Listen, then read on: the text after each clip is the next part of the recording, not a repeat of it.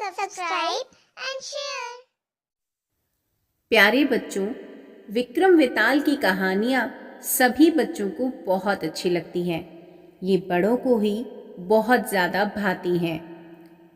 विक्रम वेताल, जिसके रचयिता बेताल भट्ट बताए जाते हैं, जो न्याय के लिए प्रसिद्ध राजा विक्रम के 9 रत्नों में से एक थे। ये कथाएं राजा विक्रम की न्याय शक्ति का बोध कराती हैं। बेताल प्रतिदिन एक कहानी सुनाता है और अंत में राजा से ऐसा प्रश्न कर देता है कि राजा को उसका उत्तर देना ही पड़ता है। उसने शर्त लगा रखी है कि अगर राजा बोलेगा तो वह उससे रूठकर फिर से पेड़ पर जा लटकेगा। लेकिन यह जानते हुए भी सवाल सामने आने पर राजा से चुप नहीं रहा जाता। पर ये कहानियों का सिलसिला आखिर शुरू कब हुआ था? तो आज हम सुनाएंगे आपको बेताल और विक्रम की पहली कहानी, यानी विक्रम वेताल की कहानियों का सिलसिला कब से शुरू हुआ और उनकी प्रथम कहानी है कौन सी।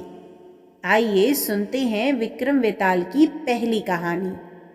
और हाँ, एक बात और, हमारे इस चैनल को सब्सक्राइब ज़रूर करें, क्योंकि अब हम बहुत ही ज़्यादा मज़ेदार रोचक कहानियाँ विक्रम वेताल की आगे भी लाते रहेंगे और इसके अलावा भी बहुत सारी मनोरंजन से भरपूर कहानियाँ आपको हमारी तरफ से मिलती रहेंगी। तो इस चैनल को सब्सक्राइब करना बिल्कुल ना भूलें। आइए शुरू करते हैं हमारी पहली विक्रम वेताल की कहानी। बहुत पुरानी बात है। धारा नगरी में गंधर्वसेन नाम के एक राजा राज करते थे। उसकी 4 रानियां थीं। उसके 6 लड़के थे, जो सब के सब बड़े ही चतुर और बलवान थे। संयोग से एक दिन राजा की मृत्यु हो गई और उनकी जगह उनका बड़ा बेटा शंख गद्दी पर बैठा। उसने कुछ दिन राज किया, लेकिन छोटे भाई विक्रम ने उसे मार डाला और स्वयं राजा बन बैठा। उसका राज्य दिनों दिन बढ़ता गया और वह सारे जम्बू द्वीप का राजा बन बैठा। एक दिन उसके मन में आया कि उसे घूमकर सैर करनी चाहिए और जिन देशों के नाम उसने सुने हैं उन्हें देखना चाहिए। सो वह अपनी गद्दी अपने छोटे भाई भृतहरि को सौंपकर योगी बनकर राज्य से निकल पड़ा। उस नगर में एक ब्राह्मण तपस्या करता था। एक दिन देवता ने प्रसन्न होकर उसे एक फल दिया और कहा कि इसे जो भी खाएगा वह अमर हो जाएगा। ब्राह्मण ने वह फल लाकर अपनी पत्नी को दिया और देवता की बात भी बता दी। ब्राह्मणी बोली, हम अमर होकर क्या करेंगे? हमेशा भीख मांगते रहेंगे। इससे तो मरना ही अच्छा है।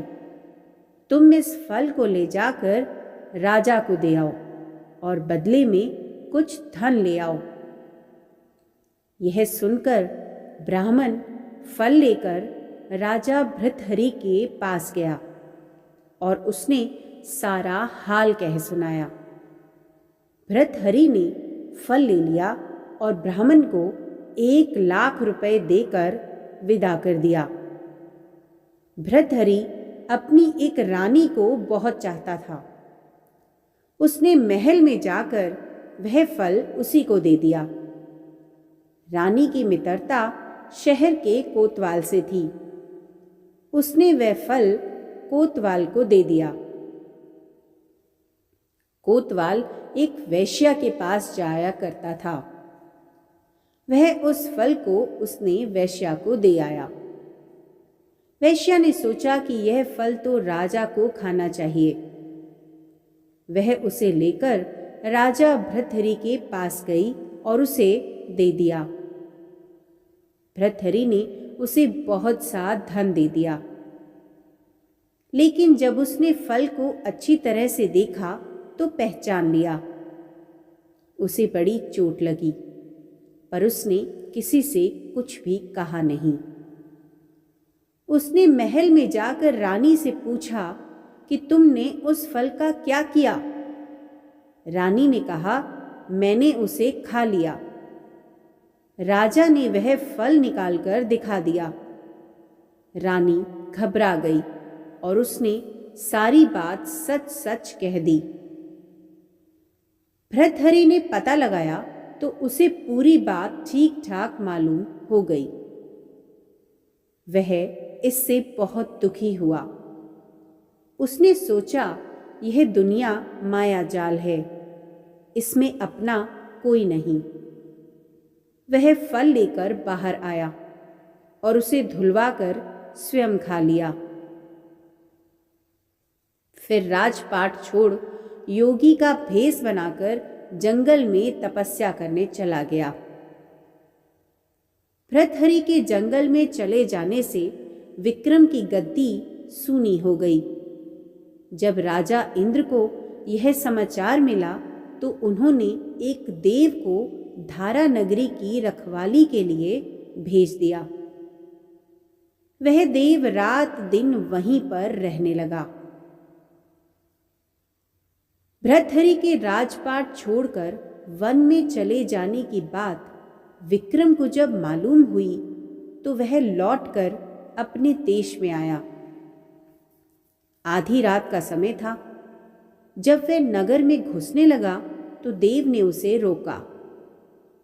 राजा ने कहा, मैं विक्रम हूं, यह मेरा राज है, तुम रोकने वाले कौन होते हो? देव बोला, मुझे राजा इंद्र ने इस नगर की चौकसी के लिए भेजा है। तुम सच्चे राजा विक्रम हो तो आओ, पहले मुझसे लड़ो। दोनों में लड़ाई हुई। राजा ने जरा सी देर में देव को पछाड़ दिया। तब देव बोला, हे राजन, तुमने मुझे हरा दिया, मैं तुम्हें जीवन दान देता हूं।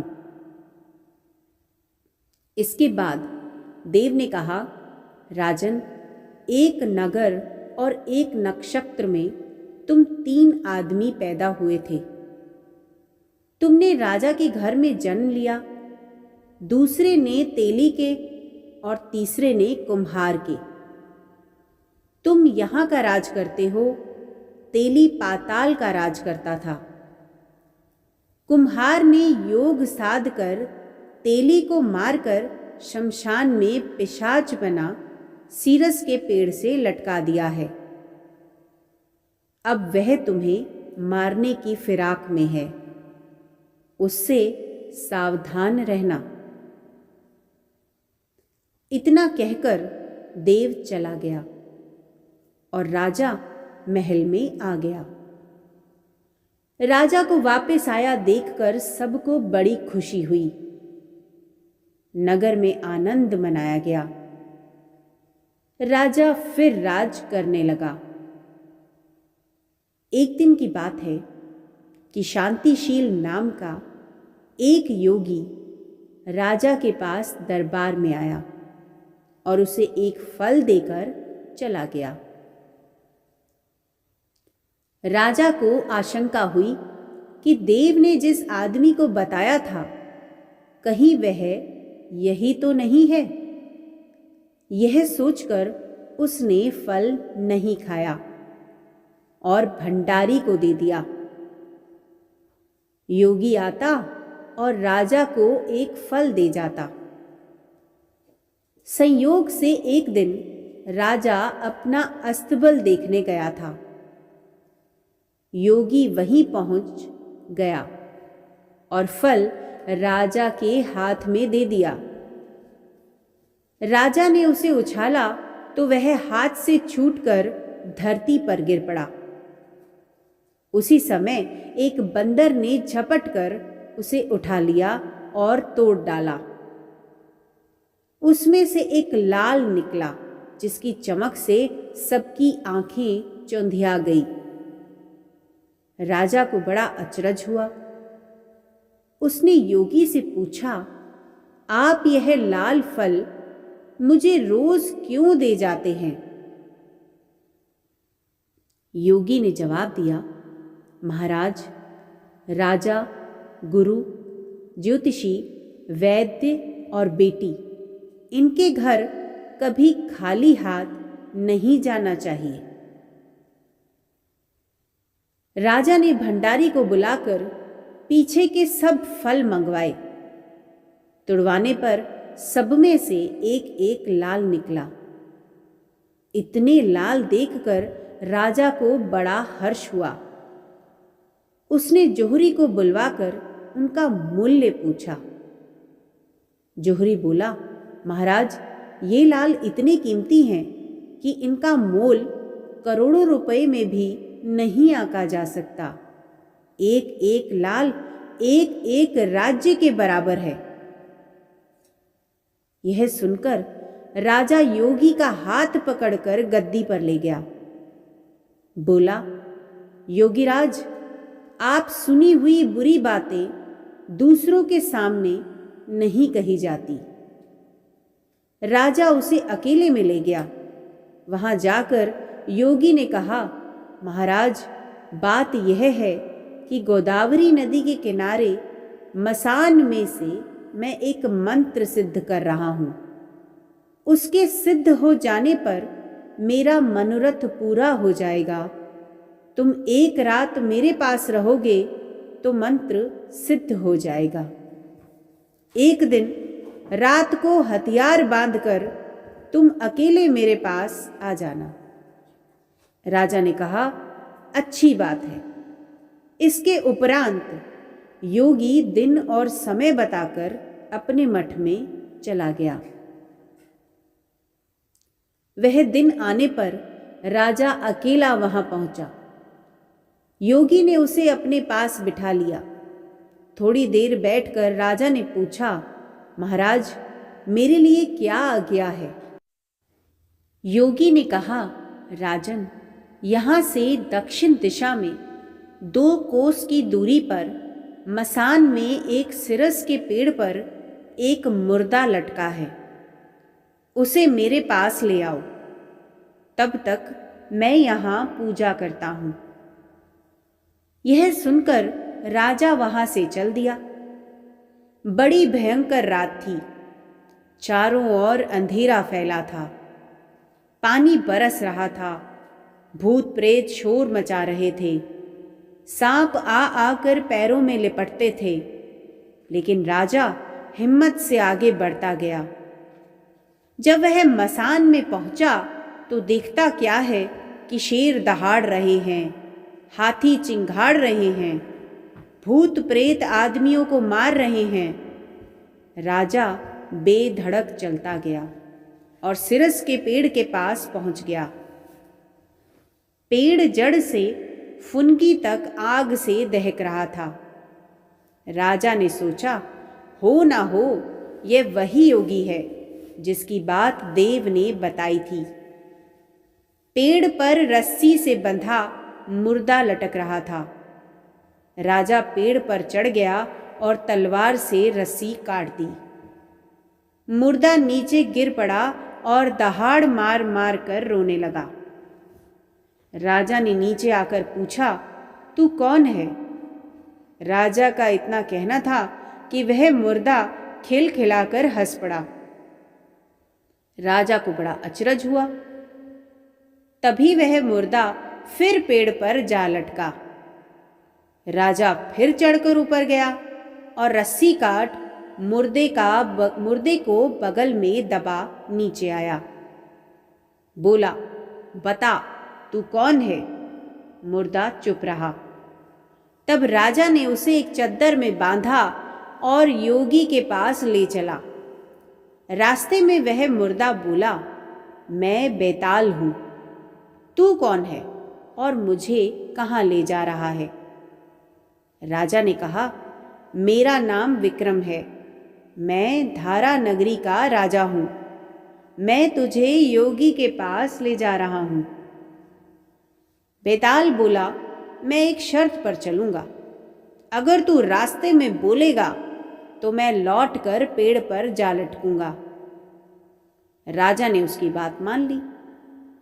फिर बेताल बोला, पंडित, चतुर और ज्ञानी, इनके दिन अच्छी अच्छी बातों में बीतते हैं, जबकि मूर्खों के दिन कलह और नींद में। अच्छा होगा कि हमारी राह भली बातों के चर्चा में बीत जाए। मैं तुझे एक कहानी सुनाता हूं, ले सुन। काशी में प्रताप मुकुट नाम का राजा राज्य करता था। उसके वज्र मुकुट नाम का एक बेटा था। एक दिन राजकुमार दीवान के लड़के को साथ लेकर शिकार खेलने जंगल गया। घूमते घूमते उन्हें तालाब मिला। उसके पानी में कमल खिले थे और हंस किलोल कर रहे थे। किनारों पर घने पेड़ थे जिन पर पक्षी चहचहा रहे थे। दोनों मित्र वहां रुक गए और तालाब के पानी में हाथ मुंह धोकर ऊपर महादेव के मंदिर पर गए। घोड़ों को उन्होंने मंदिर के बाहर बांध दिया। वो मंदिर में दर्शन करके बाहर आए तो देखते क्या है कि तालाब के किनारे राजकुमारी अपनी सहेलियों के साथ स्नान करने आई हैं। दीवान का लड़का तो वहीं एक पेड़ के नीचे बैठा रहा, पर राजकुमार से रहा ना गया। वह आगे बढ़ गया।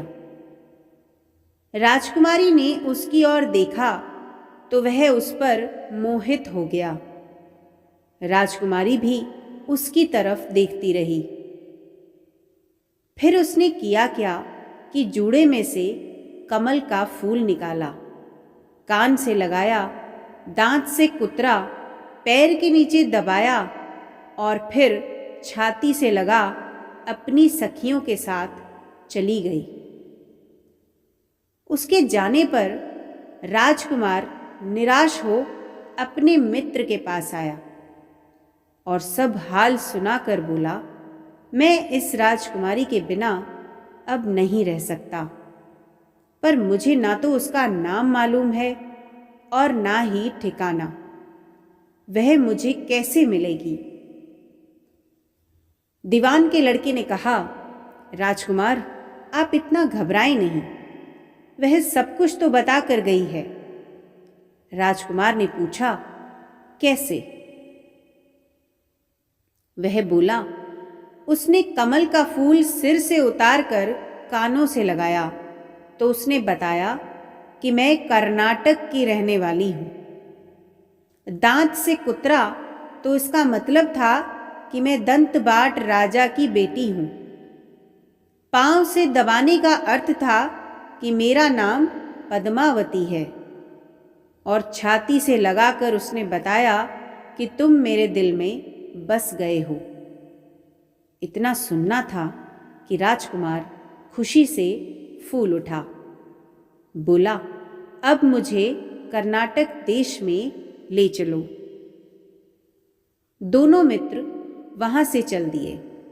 घूमते फिरते सैर करते दोनों कई दिन बाद वहां पहुंचे। राजा के महल के पास गए तो एक बुढ़िया अपने द्वार पर बैठी चरखा कातती मिली। उसके पास जाकर दोनों घोड़े से उतर पड़े और फिर बोले, माई, हम सौदागर हैं, हमारा सामान पीछे आ रहा है, हमें रहने को थोड़ी जगह दे दो।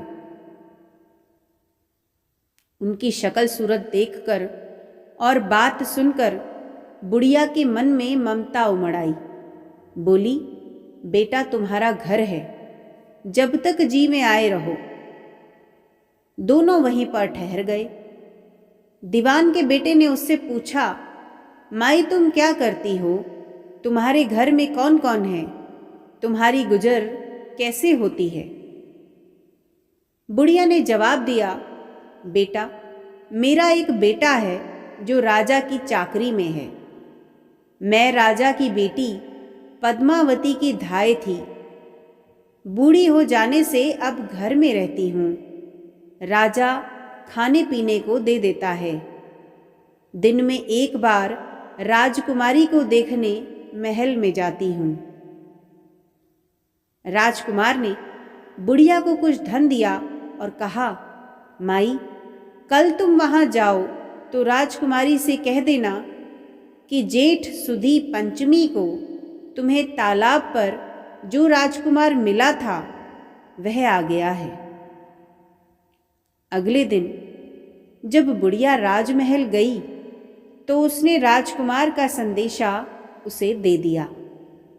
सुनते ही राजकुमारी ने गुस्सा होकर हाथों में चंदन लगाकर उसके गाल पर तमाचा मारा और कहा, मेरे घर से निकल जा। बुढ़िया ने घर आकर सब हाल राजकुमार को कह सुनाया। राजकुमार हक्का बक्का रह गया।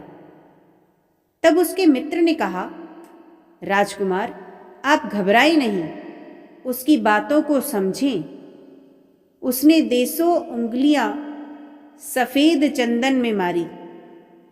इससे उसका मतलब ये है कि अभी 10 रोज चांदनी के हैं। उनके बीतने पर मैं अंधेरी रात में मिलूंगी। 10 दिन के बाद बुढ़िया ने फिर राजकुमारी को खबर दी तो इस बार उसने केसर के रंग में 3 उंगलियां डुबोकर उसके मुंह पर मारी और कहा, भाग यहां से। बुढ़िया ने आकर सारी बात फिर से राजकुमार को सुना दी। राजकुमार शोक से व्याकुल हो गया। दीवान के लड़के ने समझाया, इसमें हैरान होने की क्या बात है?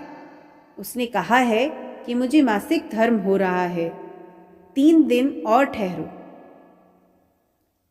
3 दिन बीतने पर बुढ़िया फिर वहां पहुंची। इस बार राजकुमारी ने उसे फटकार कर पश्चिम की खिड़की से बाहर निकाल दिया। उसने आकर राजकुमार को बता दिया। सुनकर दीवान का लड़का बोला, मित्र, उसने आज रात को तुम्हें उस खिड़की की राह में बुलाया है। मारे खुशी के राजकुमार उछल पड़ा। समय आने पर उसने बुढ़िया की पोशाक पहनी, इत्र लगाया, हथियार बांधे। 2 पहर रात बीतने पर वह महल में जा पहुंचा और खिड़की में से होकर अंदर पहुंच गया। राजकुमारी वहां तैयार खड़ी थी। वह उसे भीतर ले गई। अंदर के हाल देखकर राजकुमार की आंखें खुली रह गई। एक से एक बढ़कर चीजें थी। रात भर राजकुमार राजकुमारी के साथ रहा। जैसे ही दिन निकलने को आया कि राजकुमारी ने राजकुमार को छिपा दिया और रात होने पर फिर बाहर निकाल लिया। इस तरह कई दिन बीत गए। अचानक एक दिन राजकुमार को अपने मित्र की याद आई। उसे चिंता हुई कि पता नहीं उसका क्या हुआ होगा। उदास देखकर राजकुमारी ने कारण पूछा तो उसने बता दिया। बोला, वह मेरा बड़ा प्यारा दोस्त है, बड़ा चतुर है। उसकी होशियारी से ही तुम मुझे मिल पाई हो। राजकुमारी ने कहा, मैं उसके लिए बढ़िया बढ़िया भोजन बनवाती हूँ। तुम उसे खिलाकर तसल्ली देकर लौट आना। खाना साथ में लेकर राजकुमार अपने मित्र के पास पहुंचा। वे महीने भर से मिले नहीं। राजकुमार ने मिलने पर सारा हाल सुनाकर कहा कि राजकुमारी को मैंने तुम्हारी चतुराई की सारी बातें बता दी हैं, तभी तो उसने यह भोजन बनाकर भेजा है।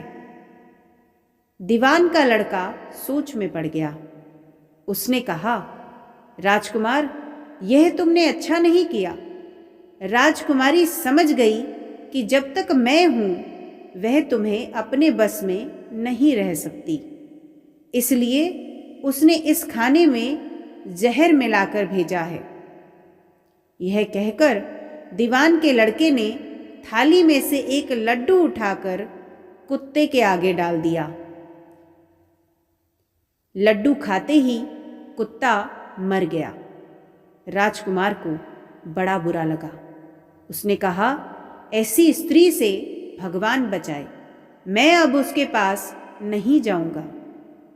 दीवान का बेटा बोला, नहीं, अब ऐसा उपाय करना चाहिए जिससे हम उसे घर ले चलें। आज रात को तुम वहां जाओ। जब राजकुमारी सो जाए तो उसकी बाई जांघ पर त्रिशूल का निशान बनाकर उसके गहने लेकर चले आना। राजकुमार ने ऐसा ही किया। उसके आने पर दीवान का बेटा उसे साथ ले योगी का भेष बना मरघट में जा बैठा और राजकुमार से कहा कि तुम ये गहने लेकर बाजार में बेच आओ। कोई पकड़े तो कह देना कि मेरे गुरु के पास चलो और उसे यहाँ ले आना। राजकुमार गहने लेकर शहर गया और महल के पास एक सुनार को उन्हें दिखाया। देखते ही सुनार ने उन्हें पहचान लिया और कोतवाल के पास ले गया। कोतवाल ने पूछा तो उसने कह दिया कि ये मेरे गुरु ने मुझे दिए हैं। गुरु को भी पकड़वा लिया गया। सब राजा के सामने पहुंचे। राजा ने पूछा, योगी महाराज, ये गहने आपको कहाँ से मिले? योगी बने दीवान के बेटे ने कहा, महाराज, मैं मसान में काली चौदस को डाकिनी मंत्र सिद्ध कर रहा था कि डाकिनी आई। मैंने उसके गहने उतार लिए और उसकी बाई जांघ में त्रिशूल का निशान बना दिया। इतना सुनकर राजा महल में गया और उसने रानी से कहा कि पद्मावती की बाई जांघ पर देखो कि त्रिशूल का निशान तो नहीं है। रानी ने देखा तो उस पर त्रिशूल का निशान था। राजा को बड़ा दुख हुआ। बाहर आकर वह योगी को एक और ले जाकर बोला, महाराज, धर्मशास्त्र में खोटी स्त्रियों के लिए क्या दंड होता है? योगी ने जवाब दिया, राजन, ब्राह्मण, गौ, स्त्री, लड़का और अपने आश्रय में रहने वाले से कोई खोटा काम हो जाए तो उसे देश निकाला दे देना चाहिए। यह सुनकर राजा ने पद्मावती को डोली में बिठाकर जंगल में छुड़वा दिया। राजकुमार और दीवान का बेटा तो ताक में ही बैठे थे। राजकुमारी को अकेली पाकर साथ ले अपने नगर में लौट आए और आनंद से रहने लगे। इतनी बात सुनाकर बेताल बोला, राजन, यह बताओ कि पाप किसको लगा है? राजा ने कहा, पाप तो राजा को लगा। दीवान के बेटे ने अपने स्वामी का काम किया। कोतवाल ने राजा को कहना माना और राजकुमार ने अपना मनोरथ सिद्ध किया। राजा ने पाप किया जो बिना विचारे उसे देश निकाला दे दिया। राजा का इतना कहना था कि बेताल फिर उस पेड़ पर जा लटका। राजा वापस गया और बेताल को लेकर चल दिया।